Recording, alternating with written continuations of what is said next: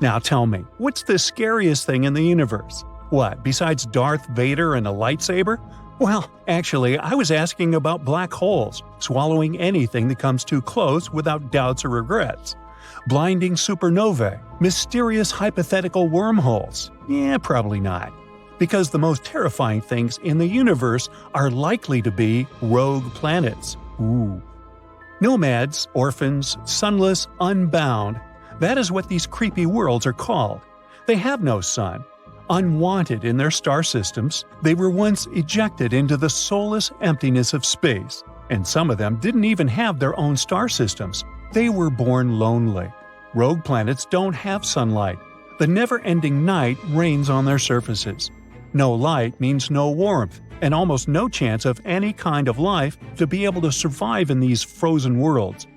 How lonely! Kinda makes you tear up a little. Okay, I'm done.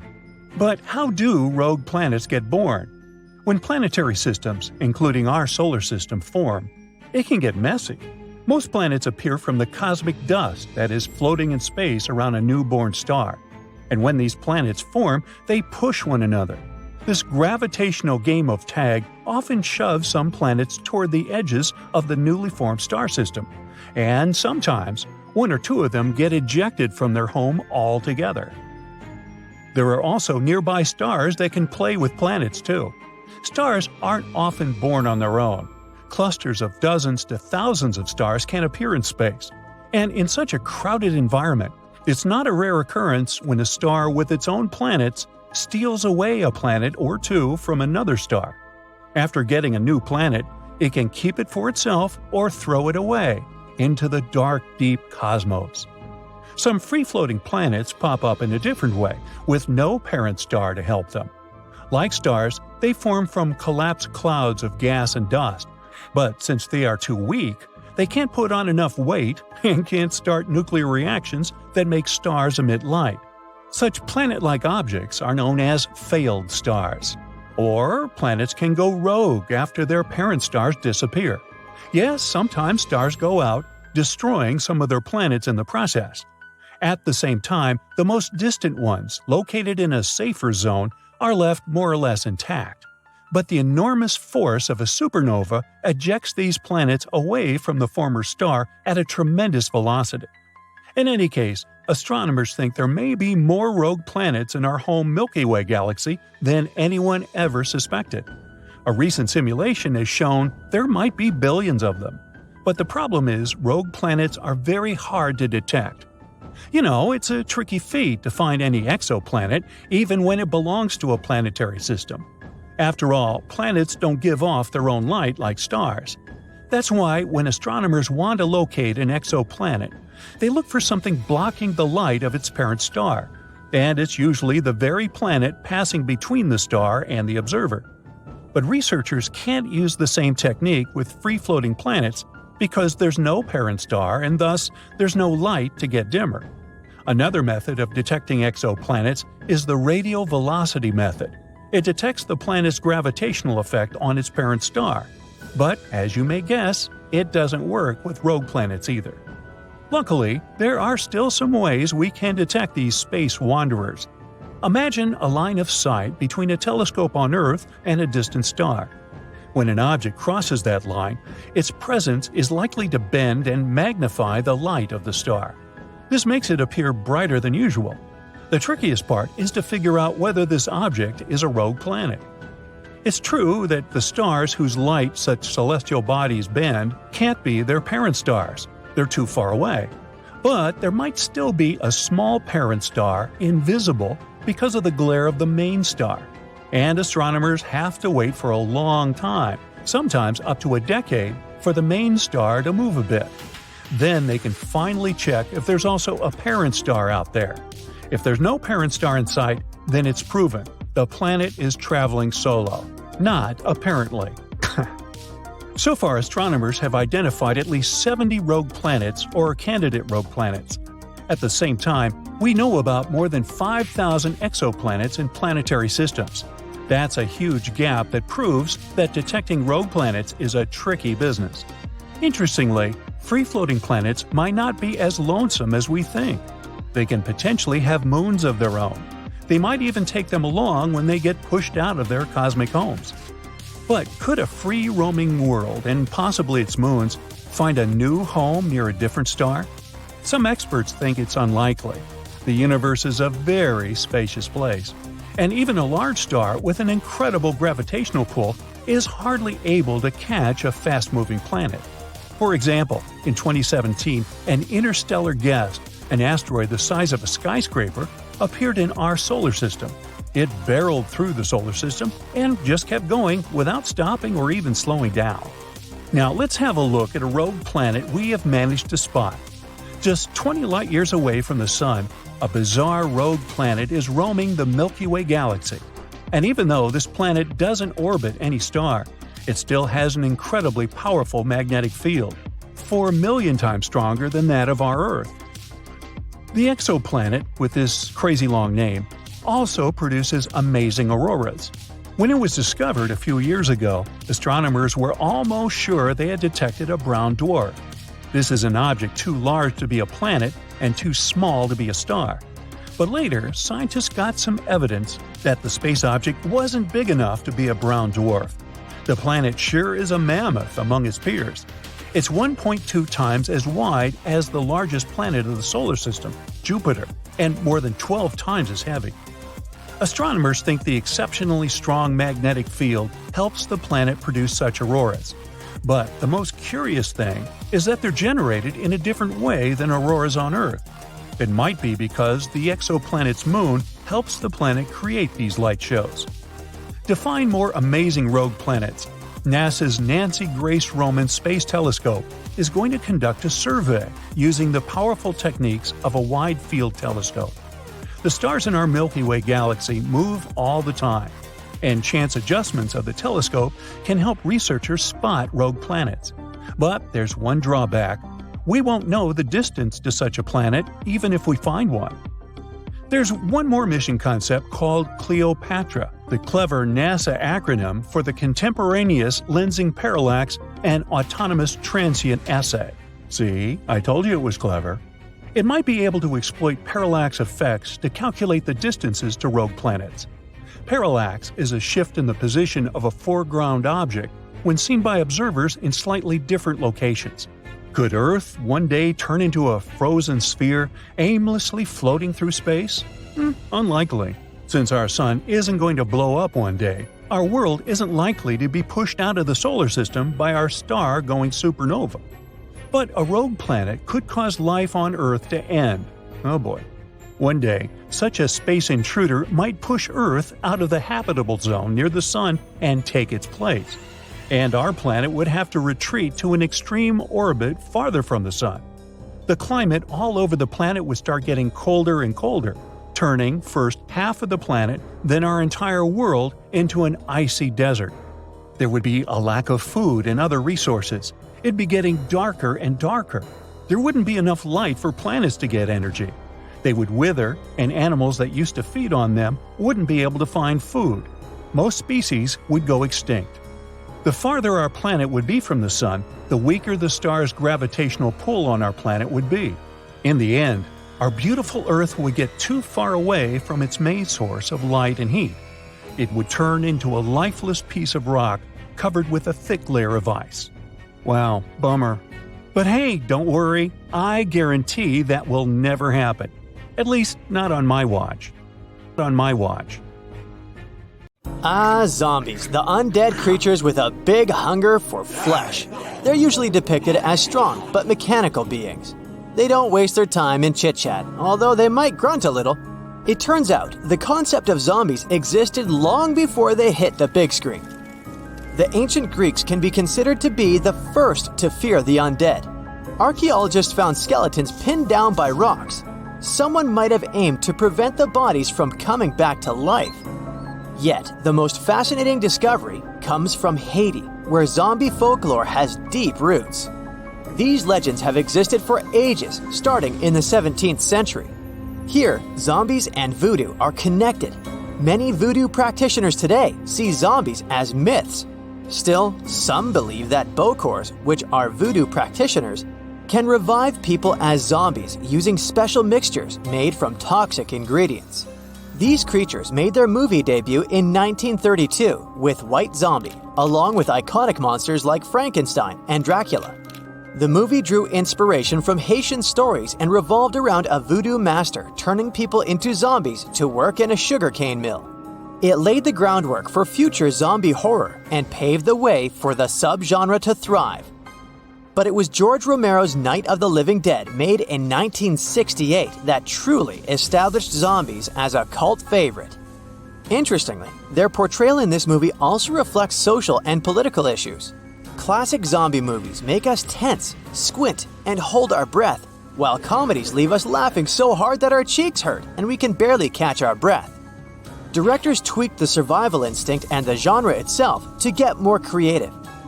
For example, comedy zombie movies known as zomcoms have garnered a dedicated fan base. Movies like Zombieland, Shaun of the Dead, and The Dead Don't Die inject humor into the genre, presenting ordinary people dealing with extraordinary situations.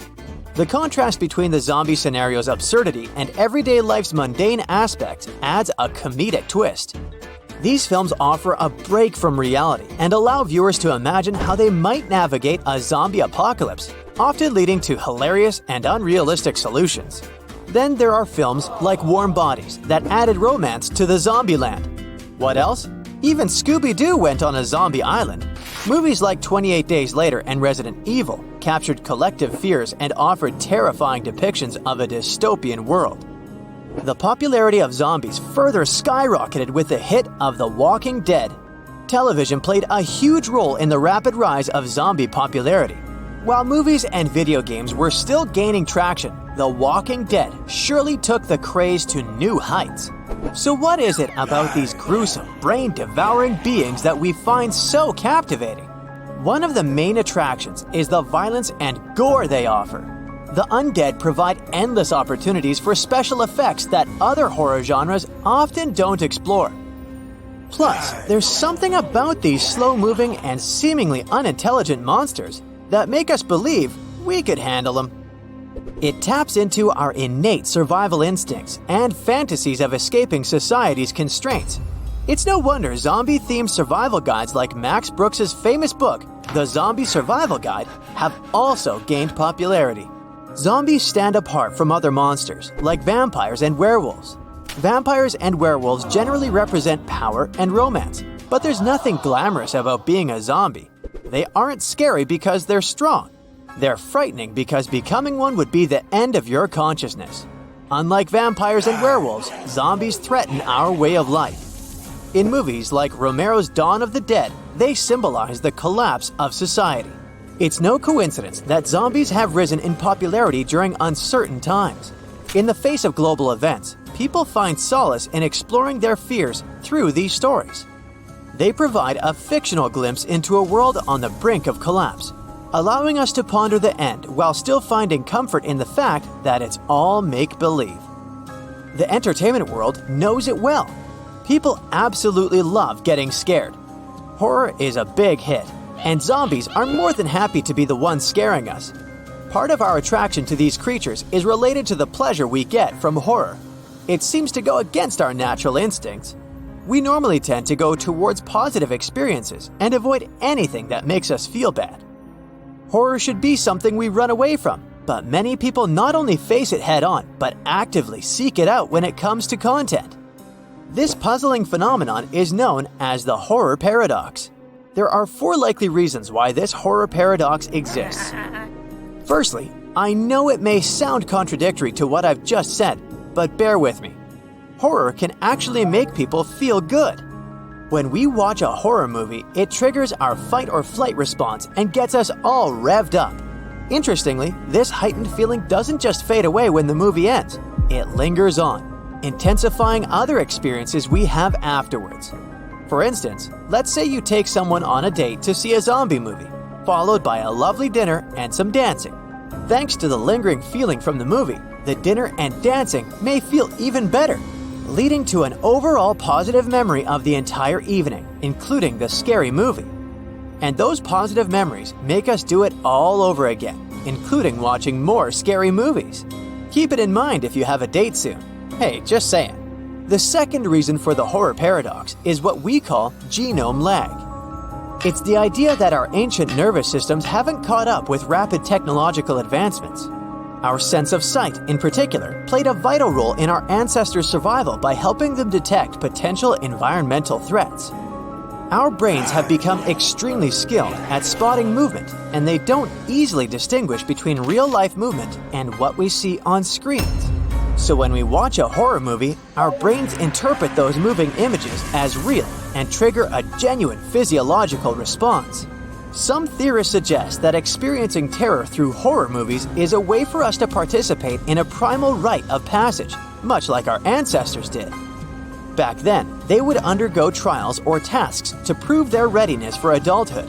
It's fascinating to consider this theory, especially when considering the age ratings given to horror movies, TV shows, and video games. They indicate that maturity, typically based on age, is required to handle the horror experience. Another probable reason for the horror paradox is that it offers a form of symbolic catharsis. Exposing ourselves to horror can provide catharsis in two ways. Firstly, watching horror movies helps us improve our ability to cope with danger. When we watch a horror movie, we face a sense of danger that we must confront and overcome. We find ways to deal with the situation and come out unscathed, which boosts our sense of mastery in handling adversity. Horror movies have become a practice ground for facing and managing scary and dangerous scenarios. Secondly, horror allows for an appropriate outlet for our violent or aggressive impulses. Living in a supposedly civilized society, we may use horror as a means to connect with our more primal instincts in a socially acceptable manner. Lastly, the horror paradox may be related to our innate morbid curiosity. Many of us can relate to that urge to sneak a peek at a car wreck as we drive by, or our interest in seeing recently released crime scene photos. I mean, nowadays, we binge watch a true crime series and go to bed. From an evolutionary psychological perspective, humans have a peculiar fascination with negative things, like horror, because there's an advantage to examining and understanding dangers and threats. If we can comprehend and identify a threat, we're more likely to cope with it successfully and survive the ordeal.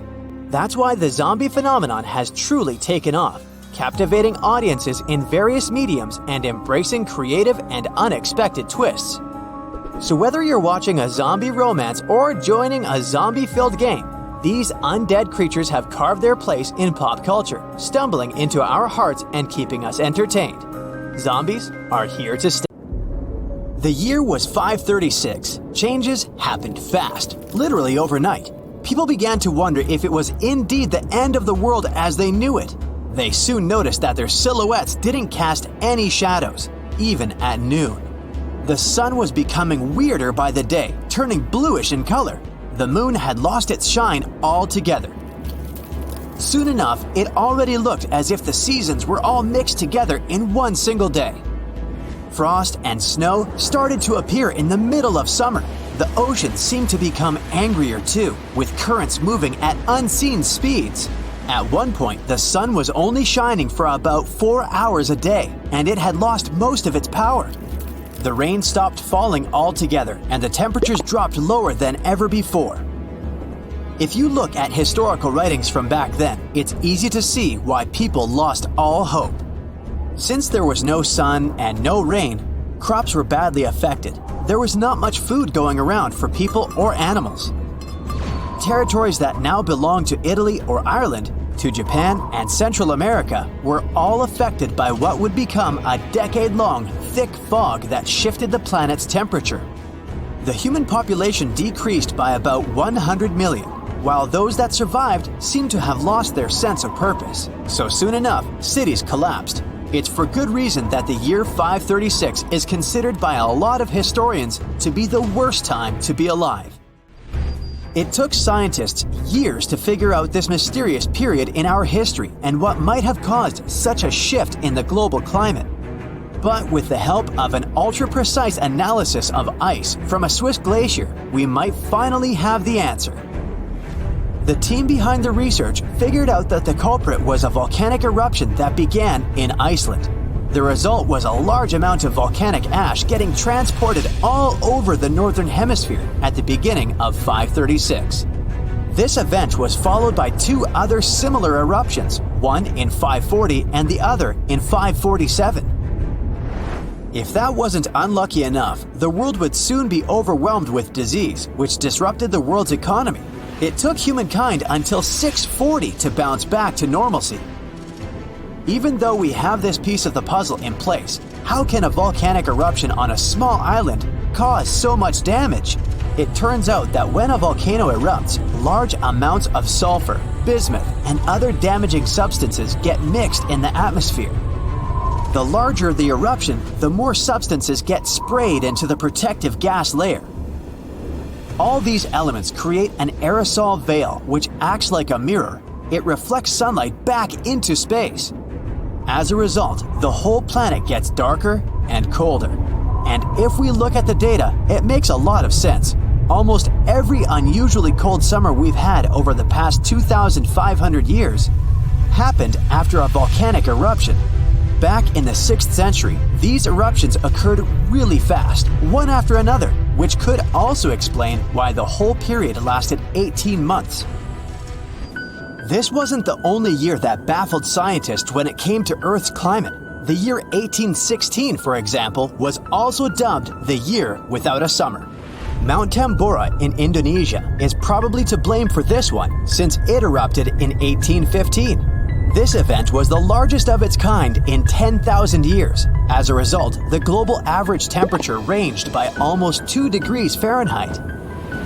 Globally, a lot of events happened, although at the time they seemed isolated. In New England, for example, because of the cooler temperatures, crops failed, so a lot of farmers had to move to the west. The demographic of the country remained reshaped forever. In continental Europe, the potato harvest was lost almost in its entirety, resulting in some of the worst periods of famine people had ever experienced there. Humankind aside, what could really be considered the worst day on Earth? Scientists have come up with this candidate almost unanimously. The worst day in our planet's history happened almost exactly 66 million years ago. It was when an asteroid about the size of Manhattan broke through the Earth's atmosphere and landed on the Yucatan Peninsula. People believed it happened somewhere in June or July. This space traveler created a 20-mile wide hole in our planet's surface. Chunks of soil and rock were displaced, some even making it halfway to the moon. They didn't stay up there though. Some came back at an astonishing speed, having been turned into spheres of molten glass. They lit up forests and large areas of land until fires were raging everywhere. Some got stuck in outer space and eventually blocked the sun's rays, cooling the planet altogether. What followed immediately were multiple powerful earthquakes and damaging tsunamis sweeping across the Gulf of Mexico. By the time our planet regained some form of normalcy, 75% of all species on Earth had vanished. The most famous of all? Dinosaurs. This asteroid theory was first proposed in 1980, but it's still up for debate in the scientific community. None of our planet's other large-scale extinctions were triggered by an asteroid impact. What made this one so special was that it caused dinosaurs to disappear altogether, even the most resilient. Leave it to passionate scientists to come up with another interesting story. The impact might have altered the chemical composition of Earth's oceans. The seawater might have become acidic, and tiny plankton that sit at the base of the marine food chain could have disappeared for a while. What followed might have been a series of species vanishing in a domino effect. Top that with other events that followed the asteroid impact, like the lack of sunlight and the overall cooling down of our planet. Now it's easy to see why this really might have been the worst day in our planet's history. But Earth is millions of years old, and not all of them were that bad. Let's travel back to ancient Egypt, which was way ahead of its time when it came to technology, science, medicine, and architecture. A lot of people had access to education and medical care. They had an opportunity to do sports and take up other leisure activities. A lot of things that are familiar to us these days and that we consider to be quite modern were available for ancient Egyptians. Pens, breath mints, toothpaste, board games, and even makeup. Others say Athens in the 4th to 5th century BCE was quite a nice time too. People there had equal rights, no matter what their social or educational level was. And speaking of wealth, it was also distributed between people pretty equally.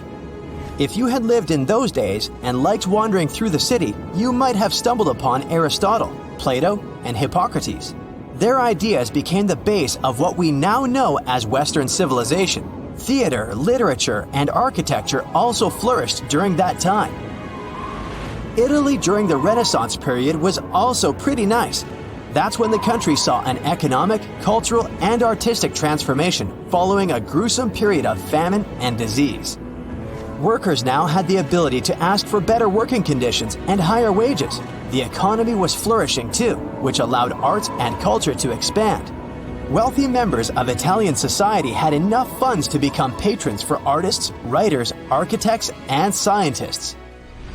Now let's take 1804. It was the year we got introduced to the modern railway, and our ways of transportation were changed forever.